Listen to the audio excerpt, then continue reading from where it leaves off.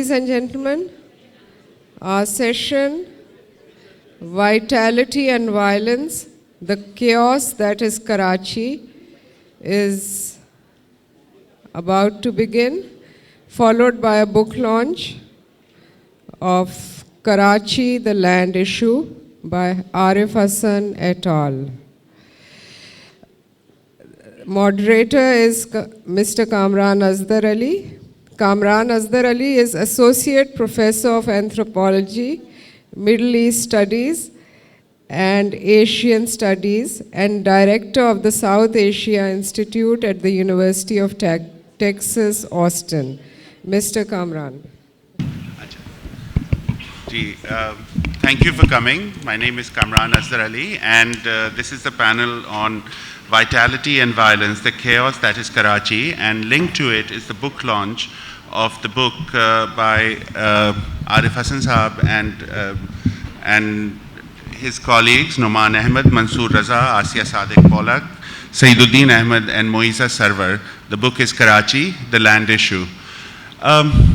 We'll treat this panel more or less as a discussion on the city that we all have lots of us have grown up in and come to love and understand its contradictions, its peculiarities, its opportunities, and also its limitations. So we'll have a discussion generally on Karachi. In the background, of course, and the opportunity for this panel will be the book that is in front of us, Karachi, the Land Issue. But amongst us are people who have experienced and written about and represented the city in its multiple facets. So let me just briefly introduce our panelists and then hopefully, and open it up for a few comments by them, and then sort of share your views as well. So the idea, the format of the panel would be more that we'll hear from our speakers on the various contributions they have made, the way they think about the city, and how it links up to the larger discussion on the book as well. Not necessarily everyone will be speaking on the book. And then we'll have ample time for question and answers, and I think that will be one of the most productive 20, 15 minutes in which then our panelists can respond. So sitting next to me is Nasreen Askari, who's the director and founder curator of Mohatta Palace Museum in Karachi. She has been active in promotion of arts in the country since 1975 and has curated a number of exhibitions on the cultural heritage of Pakistan at home and abroad. And she has curated exhibitions on the private collections of the Talpurs, the art of Gandhara at the Mohatta Palace Museum, and co-authored a number of books including Colors of Indus, Uncut Cloth, Jameel Naqsh, a retrospective, The Tale of the Tile, The Ceramic Traditions of Pakistan, and many more. So we welcome her here, and then next to her is, of course, Mr. Arif Hasan. Now,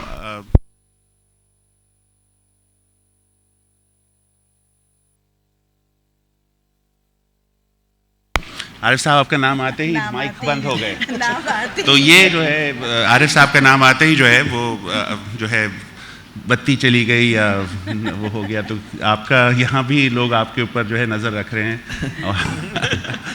लेकिन ये कि Arif Hasan Saab, of course, is someone whom for this audience I don't think needs introduction, but he's an architect, urban planner who has served this city with distinction and for almost 40 years now, and has struggled for the rights of the people of this city in its various aspects. I can't go into the details of what he has published, what kinds of projects he has done, because there are numerous here. But I think enough is said that if Arif Hasan Saab's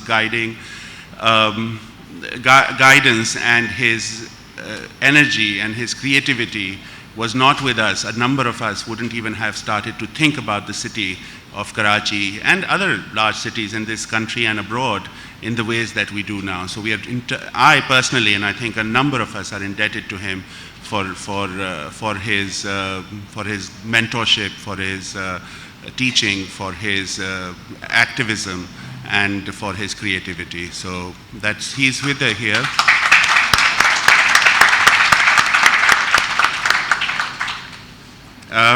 Next to him is Rumana Husain.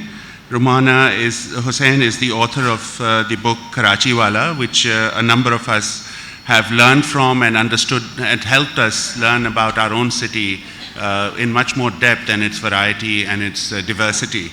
Karachi Wala, a subcontinent within a city. Trained as a graphic designer, she has had an evolving career from teaching art to making fabric, toys, and quilted artwork. And she's a teacher, trainer, book illustrator, writer, and journalist, a person of multiple facets and works in different kinds of creative forms.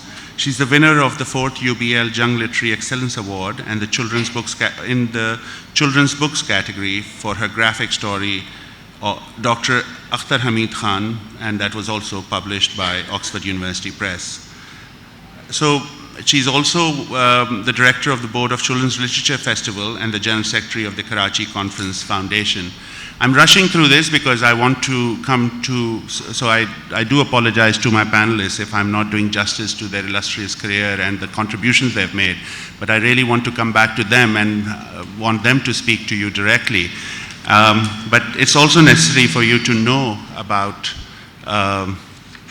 who our colleagues are here.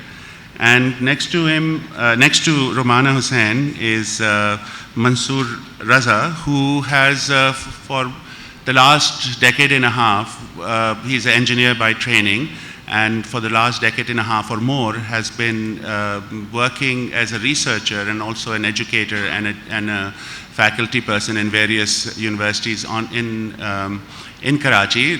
Most recently he's at Zabis as a visiting faculty. But what Mansoor has accomplished is sort of given us amazing amount of data and research work about Karachi in different kinds of, and working with different kinds of topics. The last one, major work apart from the land issue that he presented at the Karachi City Conference, or what do you call it, Karachi Conference in November, was on transportation. But that was just a glimpse of the kind of range of work he has been doing, and through that data and through that research, you know, a younger generation, but also his contemporaries or others have benefited in really thinking about Karachi, where we assume a lot of things but do not know concretely what is happening on the ground. So that his work has been pivotal in an unassuming, humble way. He has continued to do it without, I think also, and if I know a little bit, with very minimal support from the state or even from our post-secondary or university or educational institution infrastructure. So it's kind of a heroic work that he does selflessly, and we are very proud to have him here.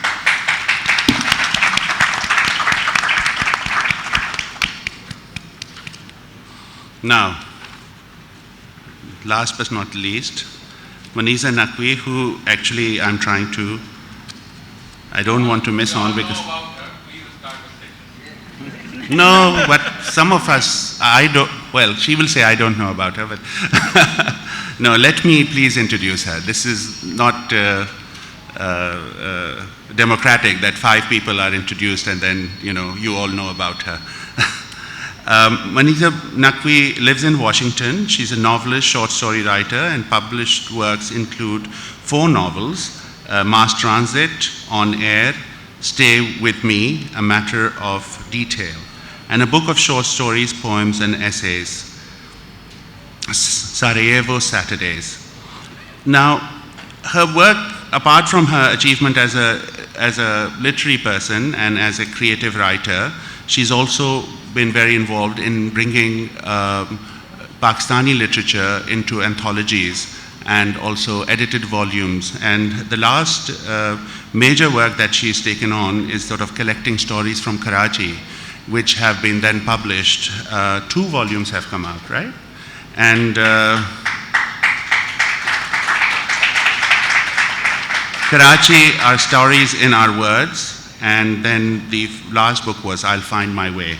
And and we're very glad that she's with us here. Now, as you can see, that the panel consists of 3 women who have done amazing work for recuperating the stories that this city tells us, for representing the creative energies that the city and even the region has.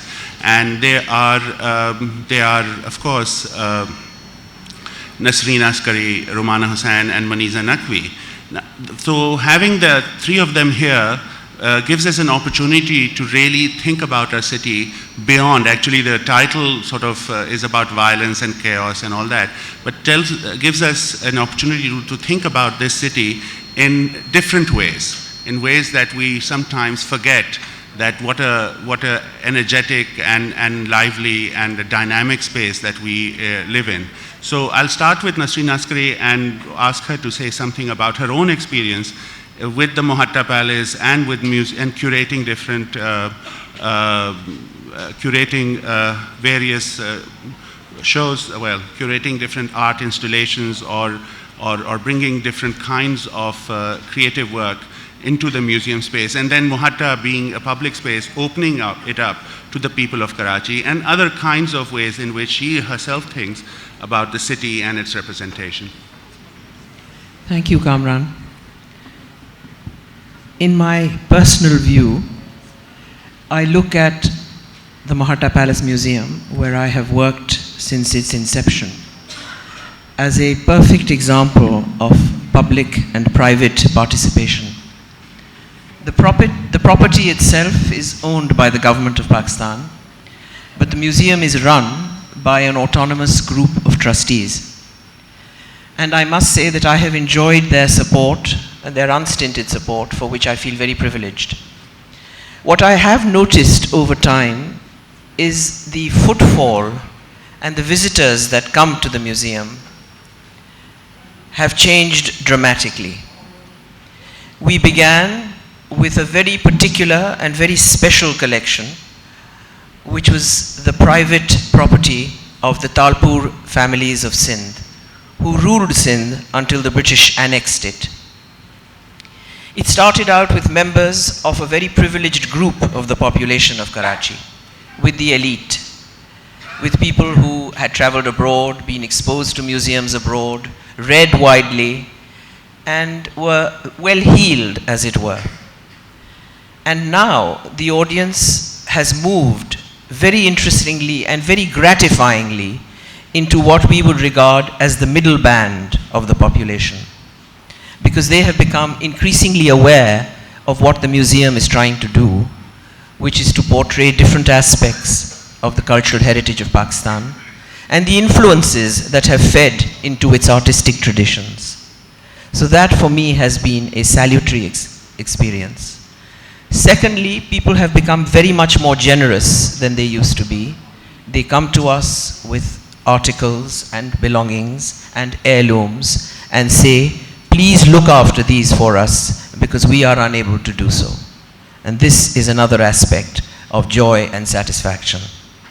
Thank you. Would you say a little bit? Thank you, Nasreen Askari. But would you say a little bit about the politics of representation and why museum spaces and exhibitions of the kind that you curate, and then also the kind that have been curated at Mohatta, the one that Niza did on the urban experience. I mean, why such spaces are important in terms of addressing the questions of the way that we only think about the city in terms of violence and chaos, you know? So why, I mean, not why, but perhaps why is a question, but how one can, you know, Mohatta is sort of an island, but how can we reproduce such spaces where, I mean, what is the politics of representation and how does it benefit us as citizens in a place like Karachi? Well, I think Mohatta offers very unique spaces because it is large, it is historic, and also there are people involved with it who are very passionate about what they do. Niza's exhibition is a case in point, and it's a very valid question that you have put to me, which is representing a whole group or individuals of immense creative energy together in a large space, and then to curate it accurately and properly. And I think from that point of view, we lack the kind of spaces that such representation needs. And for that, I think there is movement. I mean, there may not be the size and grandeur of Mohatta, but there are certainly a large number of galleries now that do justice to our younger artists and to emerging art. Thank you. Thank you. So, going with your argument about the proliferation of art spaces in terms of, but primarily sort of, artwork, and let me move on to Rumana Husain and say that, your book, Karachi Wala, and it doesn't have to be only about your book, that was one effort on your part, but what you did show as the work in these exhibitions show is that the diversity of our culture and the diversity of the voices that inhabit Karachi and perhaps other cities in Pakistan as well, but Karachi is unique in terms of the multiplicity of not only from within South Asia but beyond South Asia, that people have come here and they have their own dialects, their own voices, their own foods, their own mannerisms, comportment, but yet we also seem to, sometimes not, but a lot of times also seem to sort of coexist, and a lot of times with harmony as well. And I think your book tried to show that, and I think if you could tell us a little bit about not only the text but and your experience with it, but why these kinds of efforts are important to make Karachi a more livable place for all of us. Thank you, Kamran. I think what motivated me was the fact that we just don't know that all these diverse communities exist in Karachi. Our education system is such, and our schools are such, our teachers are such, that they do not go beyond the textbooks, and the textbooks they have not mentioned this kind of diversity.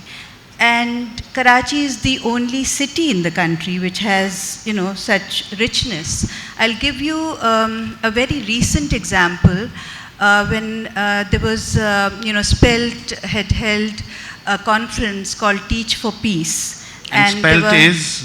Spelt is Society for English Language Teaching, But this particular conference, which was held at Dawood Public School, and they had 4 strands, and I was asked to present from my book because one of the strands was diversity.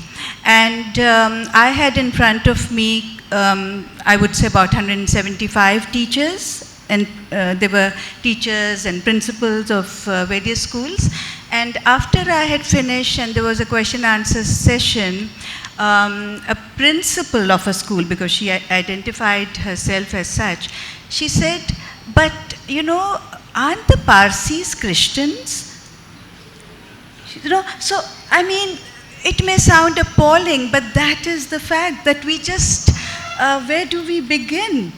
We just don't know about ourselves. And I think for me, who claims to be a Karachiite, I was born here, I've lived here all my life, for me too, although I knew that, all these communities existed, but going to them, visiting each home, and speaking to them and learning about, my interest was that Karachi is, after all, a largely migrant city.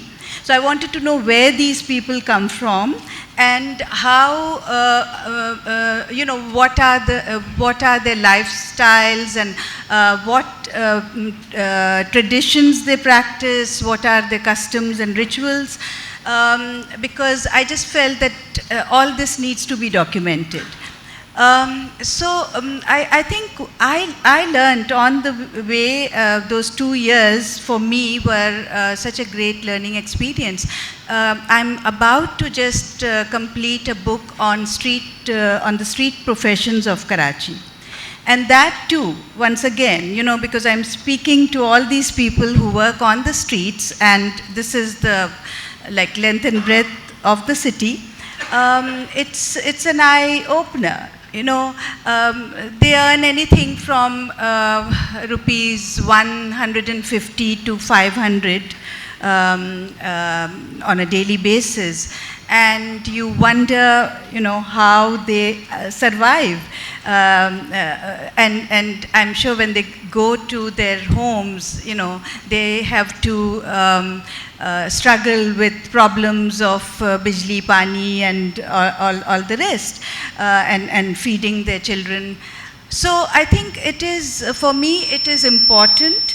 I think my interest also, when, this is like the 80s and 90s when I was heading a school, and Arif Hasan here, who has been a friend of myself and my husband, but his son was also in my school. And I used to ask him to come and speak to the children about Karachi, even, like all those years ago. And I think my own interest also developed because of that, one needs to know more about, one needs to look around, one needs to know. And I mean, of course, we all salute the kind of work that he has been doing, but I think you need to get inspired. I also wanted to say that, one part of the subject of today's discussion is vitality. And I think you have already mentioned the kind of energy and dynamism and verve and gusto and, all of that which is present here. So despite all the other problems that we live with, I think it is great. I mean, this city, the wonderful work that has been happening in pockets or together, or so yeah, so that's my take on Karachi. Thank you. Thank you. No, and I think it's not only irony, but it's with great sadness that we should, what you say, there's this, that if, I mean, this is a city of migrants, but it wasn't an empty space. And if we start forgetting the original inhabitants of this city, who were Christians and Parsis and the Sindhi and Gujarati and Balochi that was spoken on the streets, and those people are not being recognized, then, and the Hindus who were here, then we are in a bit of a, and then the work is ever so more for us to sort of remember which place we came to and which we call home has a breadth and also a depth, and so we should consider all of that. Maniza, let me come to you, and in the same vein, basically, what you have done in your own creative work is, of course, represented life in various ways and shades, but the last couple of edited volumes that you've come, and it's a major effort of bringing in voices and stories of the diversity that we live in, for lack of better term. So could you say a little bit more about your project and how you see that sort of, in the larger discussion about who we are in Karachi and what kinds of people we are and who we are becoming? Well, I'd like to say, as an author, as a writer, and I also work in development, but as an author, which is the bigger part of my brain, I'm absolutely driven by emotion and sentimentality, and I just would like to point out that Arif Hasan has been literally the driving force. He may not know that, but the driving force for my creativity, if there is creativity, and my understanding of Karachi. Everything I know about Karachi, or the way I think about Karachi, comes from what I've learned in maybe 11 or 12 conversations over the period of 25 or 30 years now of having had conversations with Arif. And the first time I met Arif was through Fazl Noor, who is a friend of mine, and Fazl and I worked together in Shehri, an NGO. There were 10 of us who would get together a long, long time ago in 1987 and wonder about what is to be done with Karachi and issues of the Dolmen Plaza and so forth, and the land grabbing that was going on then. And I met Arif, as I said, with Fazl, because we had gone there to interview Arif Hasan about issues in Karachi, and I was dying to meet him because Arif was quite the rock star back in 1987 as well. He still is. And Star.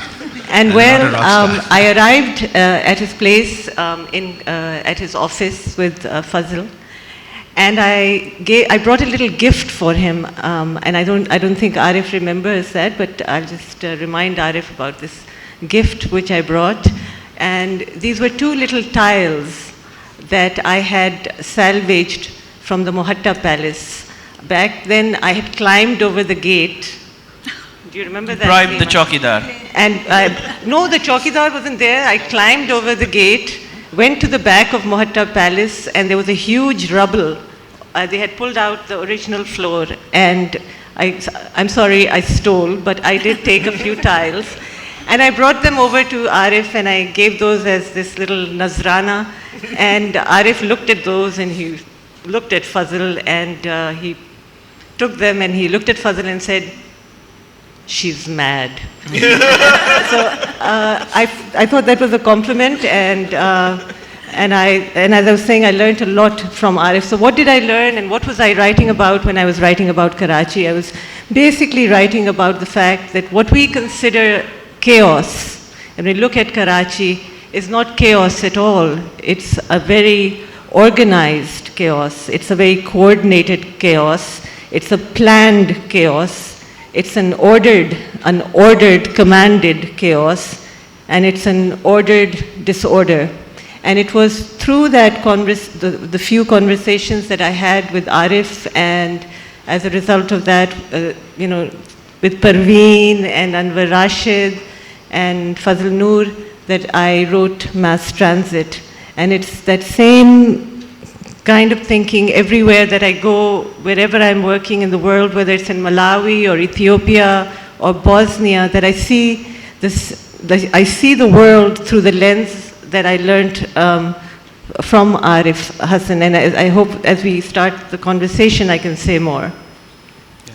No, thank you, Maniza. Thank you very much. And I'll now turn to Mansoor Raza, and because I think that was a good segue for us to think about Karachi, not only in terms of representation, but in terms of what are these sort of factors, the infrastructural or the structural factors that have created this kind of ordered chaos, which is actually, contradictory, but yet that is sort of the metaphor that we are being forced to now grapple with, that this ordered disorder kind of thing.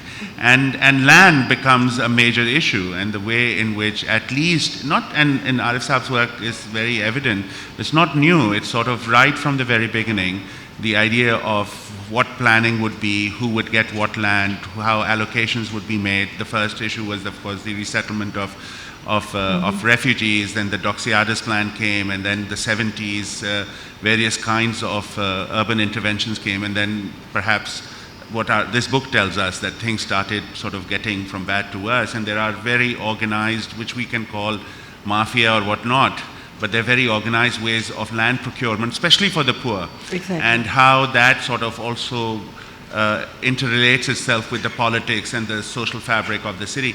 So Mansoor Saab, you worked on this book with Arif Saab, and if you have a few comments about the book, about your own contribution, or how you see the city with respect to the research, the immense research that's gone in putting this book together. इस research का आगाज़ दो बातों से हुआ था, और एक तो ऑब्जर्वेशन थी, और वो ये थी कि अखबारात पढ़ के और डिस्कशन से ये लगता था कि कराची के लॉ एंड ऑर्डर का इशू बहुत ज़्यादा रिलेट कर रहा है उसके लैंड इशू के साथ। एक तो ये ऑब्जर्वेशन थी जो डिस्कशन में आरिफ साहब के साथ आई, और ये ऑब्जर्वेशन बुनियादी तौर पे आरिफ साहब ही की थी। और दूसरा सवाल जो इस रिसर्च में था वो ये कि एक मार्केट इकोनॉमी में गरीब आदमी घर बनाता कैसे है, उसकी कोई स्पेस है घर बनाने की, कोई सपोर्ट मैकेनिज़म्स हैं उसके लिए कि वो घर बना सके या नहीं बना सके। तो ये तो बुनियाद थी इस रिसर्च की, और इस सवाल हमें बिल्कुल अंदाज़ा नहीं था जब ये रिसर्च शुरू हुई कि इस एक नोशन की और एक सवाल की जस्तजू में जब हम निकलेंगे तो बहुत सारी मुश्किलात, वाकई मुश्किलात आएंगी और उसको हमें सर करना पड़ेगा। और नतीजतन इस रिसर्च का दायरा बहुत फैलता चला गया, सो मच सो کہ ہمیں آخر میں اس کو سمیٹنے کے لیے خاصی جدوجہد کرنی پڑی. اور میں صرف ایک مثال سے اس کو سبسٹینشیٹ کروں گا اپنی اس بات کو. عارف صاحب, ایک بڑا سبق ویسے میں شروع میں یہ بتا دوں کہ اس ریسرچ سے جو مجھے ملا وہ دو بڑے سبق ملے, اور وہ یہ کہ ایک تو کسی بھی ریسرچ کے لیے گرو کا ہونا بہت ضروری ہے, اور یہ بہت خوش قسمتی تھی ہماری کہ عارف صاحب as a grow us research میں موجود تھے اور وہ اس کو ڈرائیونگ سیٹ پہ تھے اس کی. دوسری ایک اور, یہ بہت معمولی بات آپ کو لگے گی سننے میں, لیکن میرے لیے اس ریسرچ کا ماخذ اور منبع اور ماحصل یہی تھا کہ ریسرچ کی کس کے لیے جا رہی ہے. کیا غریب آدمی کے لیے کی جا رہی ہے, کسی اور کے لیے کی جا رہی ہے؟ کیونکہ اس کے بعد اگر آپ یہ فیصلہ کر لیں کہ اس ریسرچ میں یہ کس کو فائدہ پہنچائے گی, تو اس میں آپ کی ایکسٹرا ایفرٹس شامل ہو جاتی ہیں اگر آپ کی زندگی کے مقاصد سے وہ قریب ہیں. میں اس مثال کی طرف آتا ہوں. ہوا یہ کہ شروع میں جذباتی ہو کے میں نے عارف صاحب سے کمٹمنٹ کر لیا کہ کیوں نہ عارف صاحب ایسا کریں کہ جو اب تک چھپا ہے پچھلے 10 سالوں میں لینڈ ایشو کے اوپر, اس کو نیوز کلپنگس کی صورت میں کمپائل کر کے اس کا انالیسس کریں.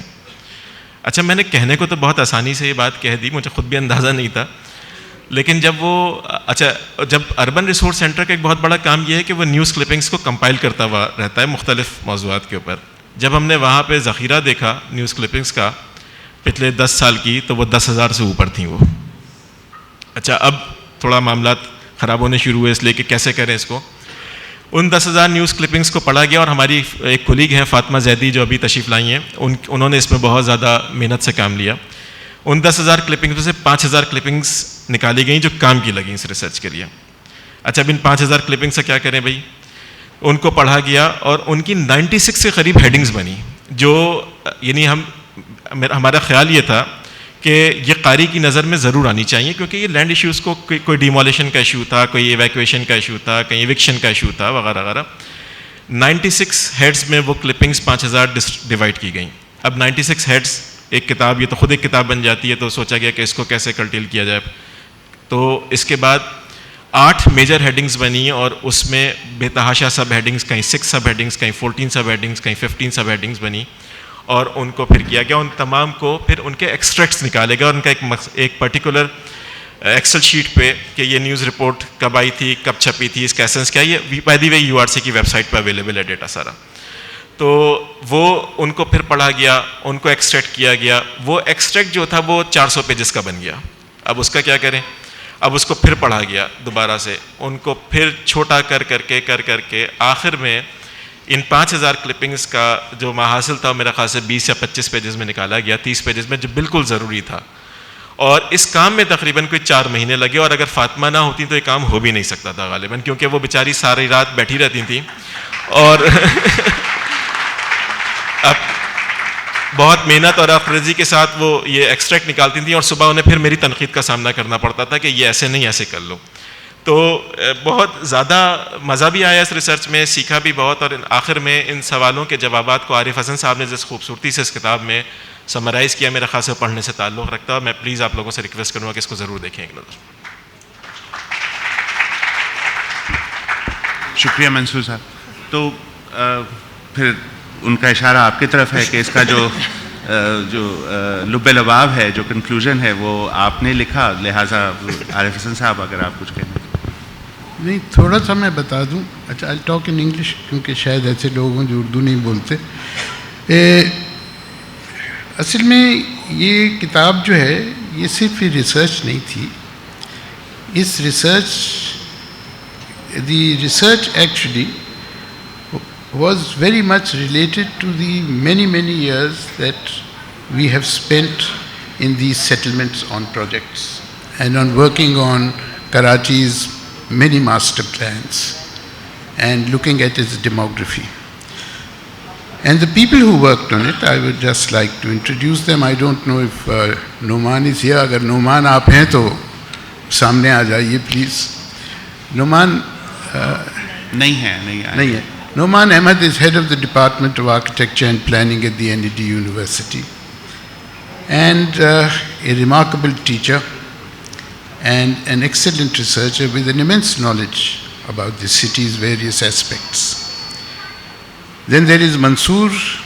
I don't think anybody knows the culture of Karachi's middle class and lower middle class better than Mansoor does. At least I have not come across anyone who does. Then we had 3 other researchers who worked with us. They are all doing their PhD on land issues. So PhD is all about knowing more and more about less and less. So hopefully we will have new insights from their theses. Asya Sadiq is doing a PhD in Leuven. Saeed is doing a PhD in Cardiff.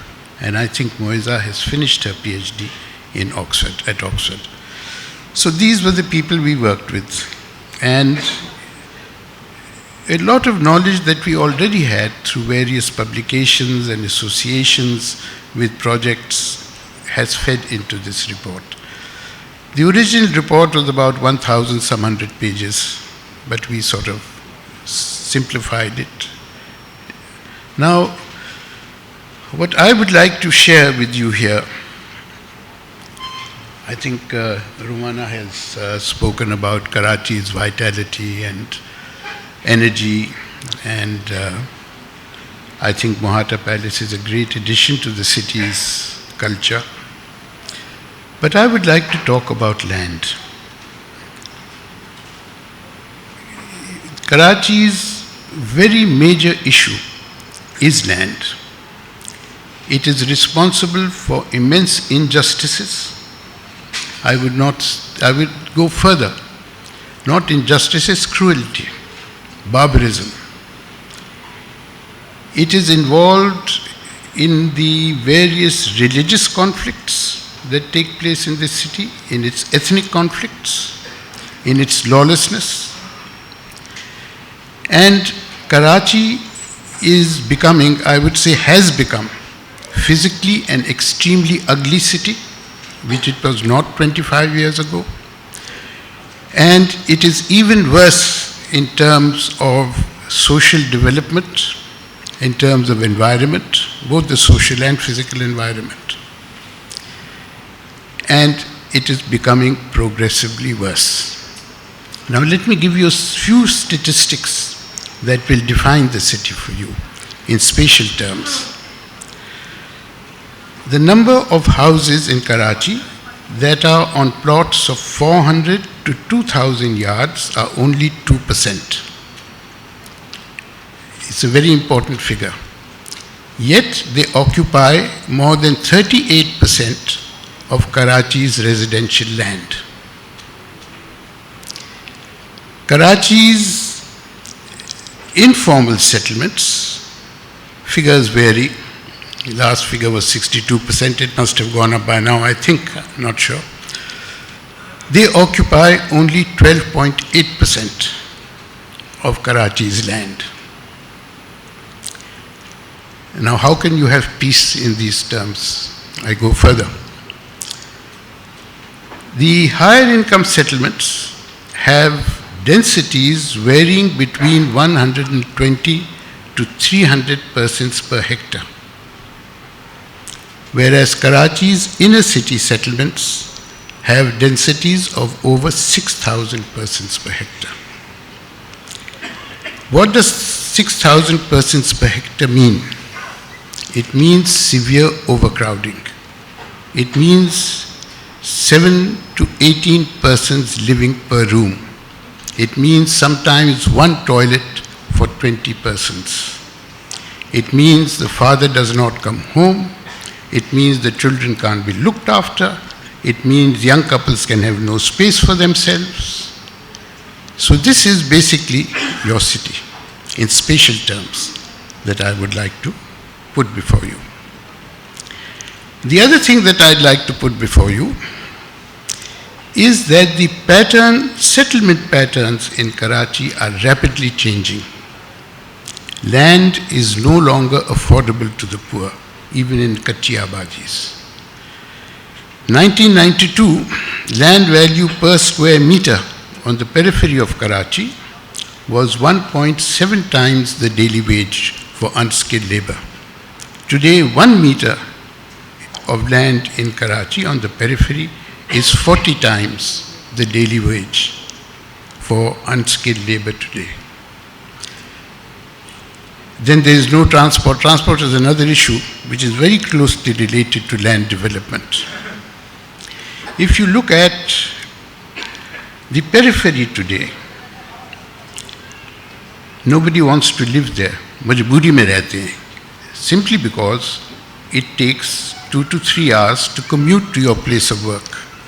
Women cannot work, which is a requirement today. All women work now in these settlements.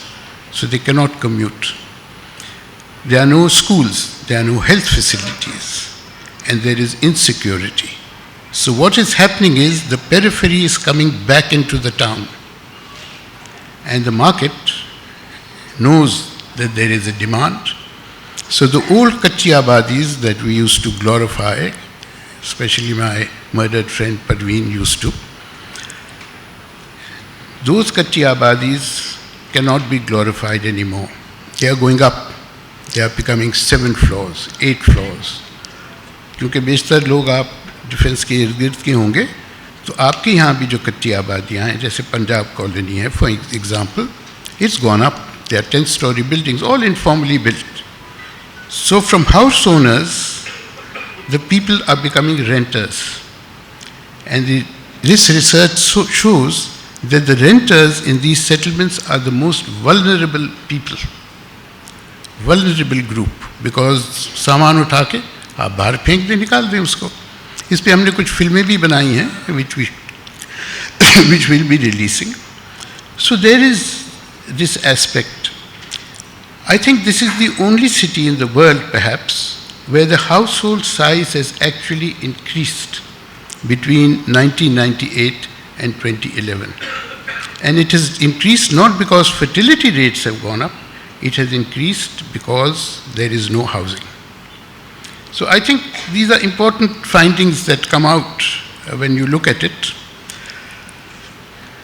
So zameen kaun leta hai, kaise leta hai, you can read about that if you are interested. It's absolute, complete corruption, violence, killings of estate agents, killing of land activists. We've given it, Masood, list hai na uski, jo mara gaya uski list bhi hai. Now, you cannot have a city developed like this. My proposal, if it means anything, are basically 4 related to land. You know, we've built elite housing colonies, upper middle class apartments. We have not given land for warehousing. We have not given land for cargo terminals. We have not given land for tanker terminals, oil terminals, nothing. This is all done on the road. So your roads are occupied. लोग कहते हैं encroachment है, निकाल दो. क्यों निकाल दो भाई? तुम जगह तो दो. कहाँ है जगह? नहीं है. Allocate ही नहीं हुई कभी. और अगर allocate हुई तो चोरी हो गई, कब्जा हो गया उस पर. जिसमें सियासतदानों का भी हाथ है, bureaucrats का भी हाथ है, NGOs का भी हाथ है. So this land issue, I think, is very crucial. So I was coming to these 4 issues, then I'll stop. Already I've spoken too much, I think. First, this city needs a land ceiling act. In our opinion, nobody should be allowed to have a plot of land that is more than 500 square yards. Since there will be a demand for more, it should be made so expensive that it cannot be acquired. Second, land speculation should be put an end to. It is the biggest deterrent to creating housing for the poor. That can be done through a heavy non-utilization fee.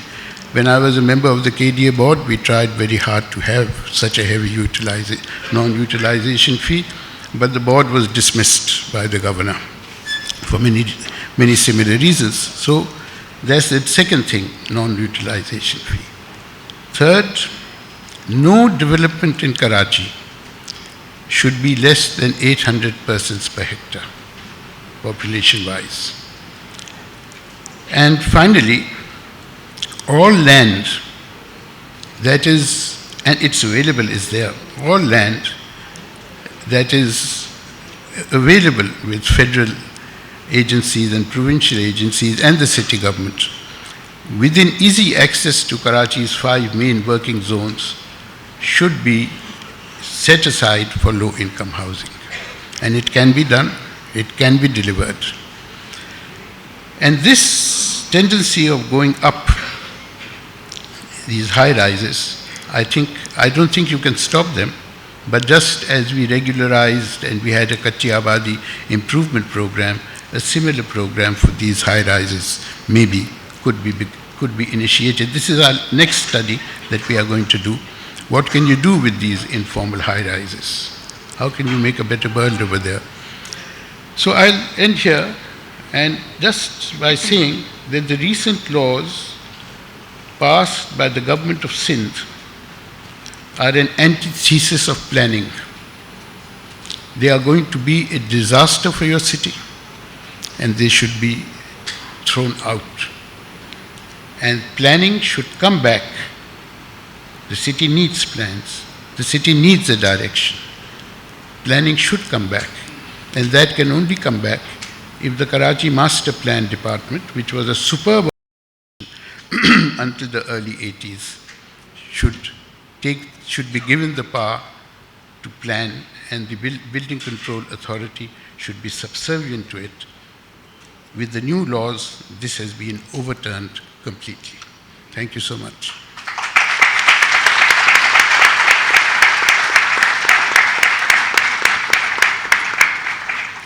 Thank you, Arif Saab, and thank you, everyone. I think we should open it up to the audience. We have 10 minutes left. So be brief, and if there's a question which is directed at a particular panelist, please do so, rather than sort of giving long comments. Yes, sir. My name is Anwar Abbas.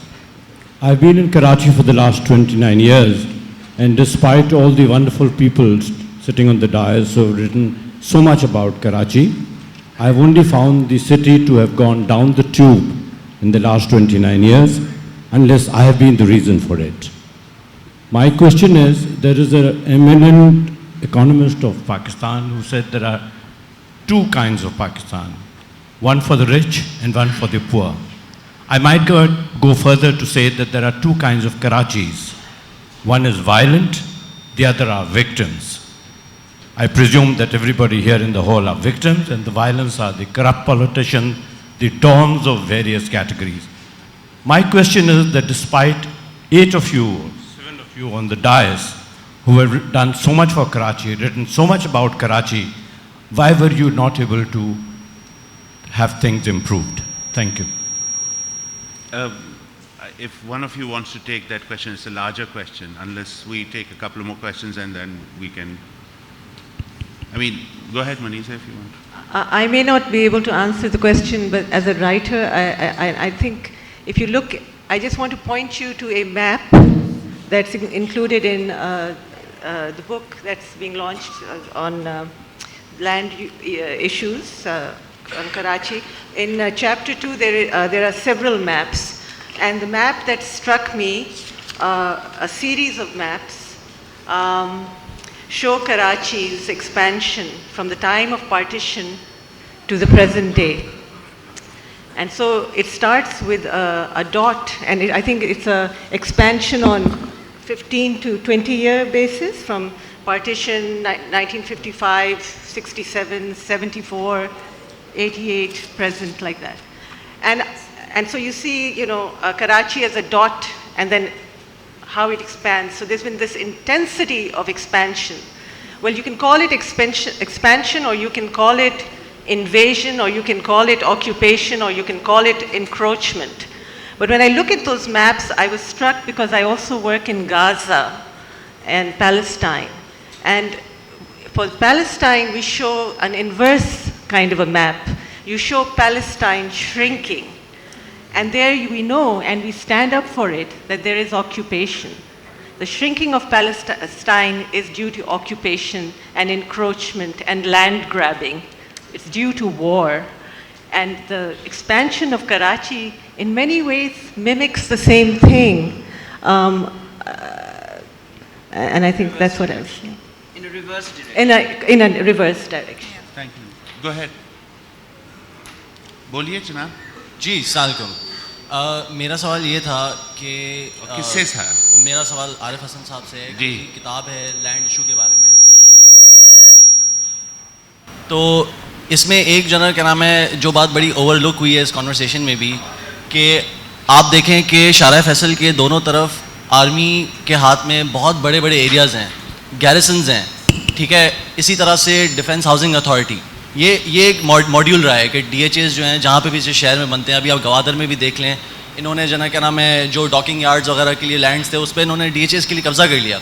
इधर ये क्या नाम है army वाले जो हैं ये DHA हमें अंदाजा है कहाँ हैं, आप सवाल कीजिए। तो सवाल जो है ना वो ये है कि इसको आप किस तरह देखते हैं कि शहरों के बीच में गैरिसन्स हैं और प्राइम रियल स्टेट जो है वो सिर्फ जना क्या नाम है वीराना और ट्रेनिंग ग्राउंड बने हुए हैं और फौजी वहाँ पे बैठे हुए हैं। ठीक, ये एक तारीखी पस मंज़र है जिसका आरिफ साहब जवाब दे सकते हैं।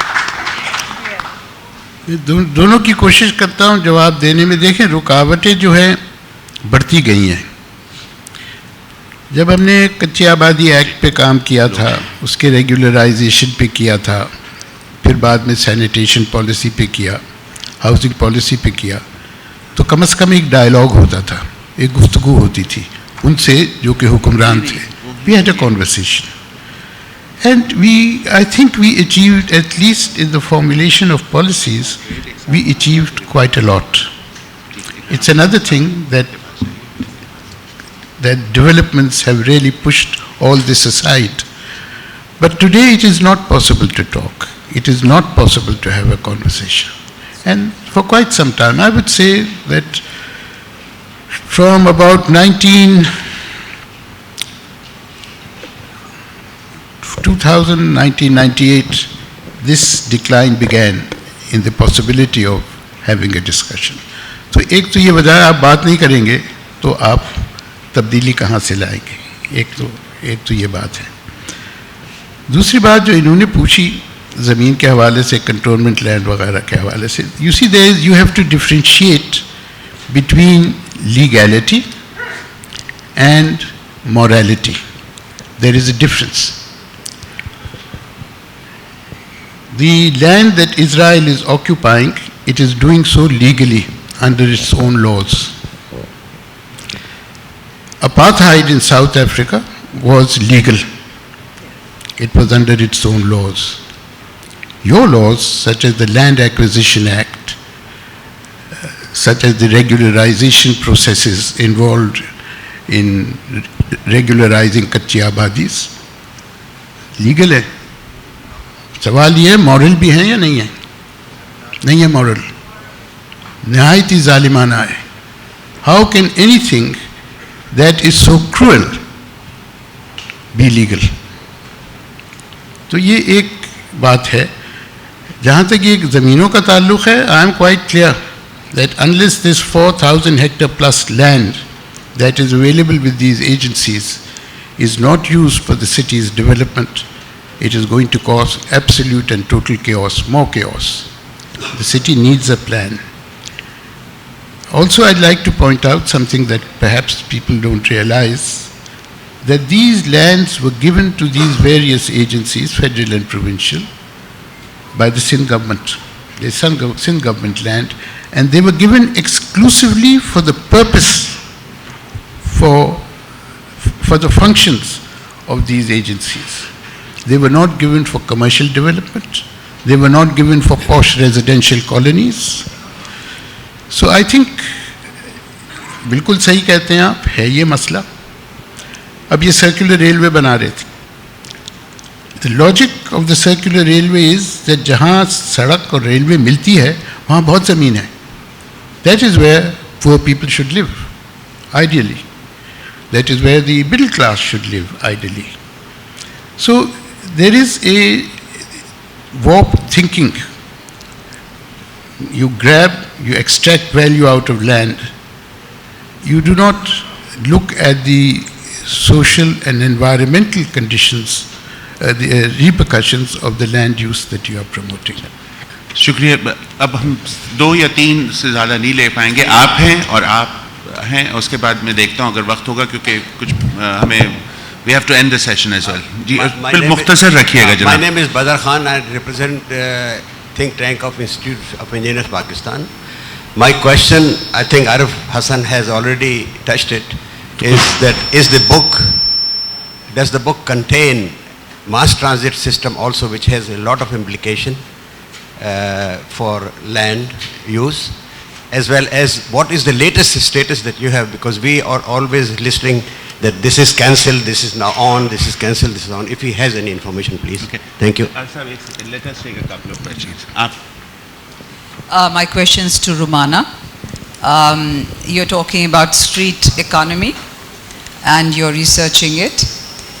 How is it unique to Karachi, and have you looked at other cities like Dhaka, Mumbai, etc., where similar happenings are there? So what's unique about Karachi? And the last question was Sameer, and then we'll take answers and I couldn't agree more with Arif. It's a question of the ratio of land and people. How do you regulate? Do you have a comprehensive plan, or if you were the Mayor Supremo of Karachi, how would you regulate the inflow of people and the fact that you have 8-10 people, children per family? What do you do about that? I'll make an exception. We have a guest, and we want him to also feel included. So that will be the last one. Thank you. Just two quick comments. My experience in town planning of third world cities is that plans follow development. And the whole idea of master planning is that planning is done before development. It's impossible in a third world city, especially a burgeoning, developing city. Second comment is that we are now in the grips of neoliberal economies. In the grips of neoliberal economies, how do we plan Karachi? You know, the two forces that are completely at odds, and our ideals become compromised. And our guest is a major urban planner from Delhi, who we can introduce later on. So, okay, Rumana, and then Arif Saab, and then others, and then we'll hopefully. जी, ढाका और मुंबई के बारे में मैं नहीं जानती. ढाका मैंने transit में I have just seen a glimpse, unfortunately. Mumbai I have been a few times, but it has been a long time now. But my guess is, a calculated guess, that it would be a similar situation in all of South Asia. You know, people who work on the streets, whether they are hawking something, or whether they have a skill, or if it's just pure labor. So the kind of money that they make, I think it should be proportionately similar. Hasan, briefly. Very briefly. Mass transit, there is a new publication we are bringing out on Karachi's transport crisis. The initial study is on my web, arifhasan.org. So if you look at it, I think you will find the answer to your question. It's a big question, big answer it will have to be.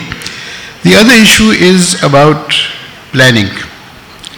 I quite agree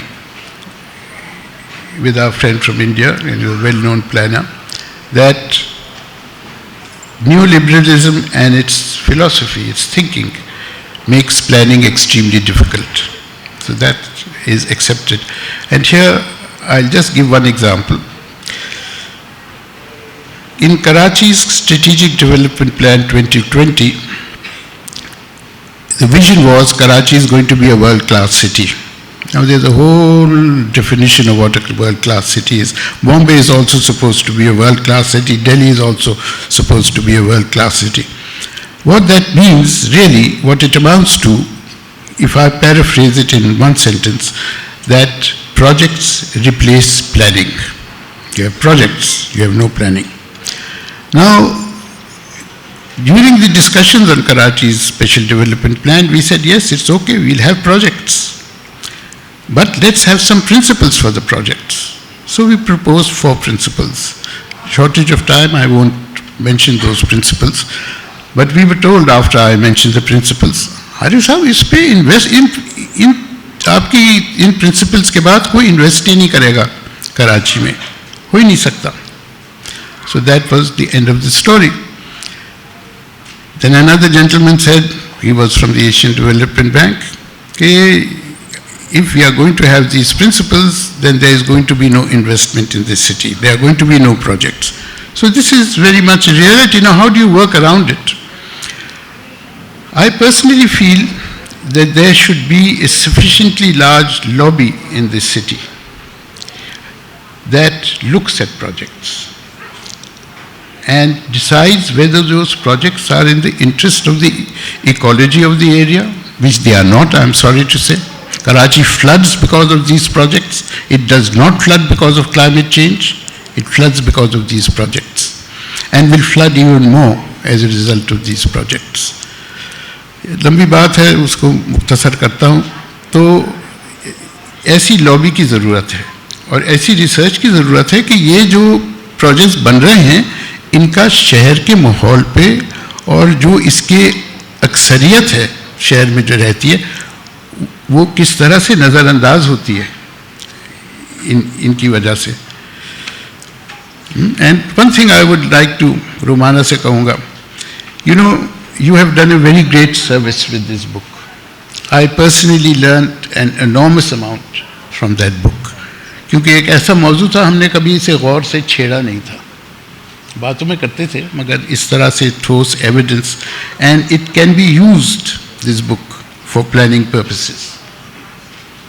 Shukriya Arif Sahab. I think the book gave us a chance, under the rubric and the format of this festival, we could only get 1 hour, but these discussions should continue and are continuing in different fora, different spaces, and I thank my panelists. Thank you so much for coming, and thank all of you for participating. And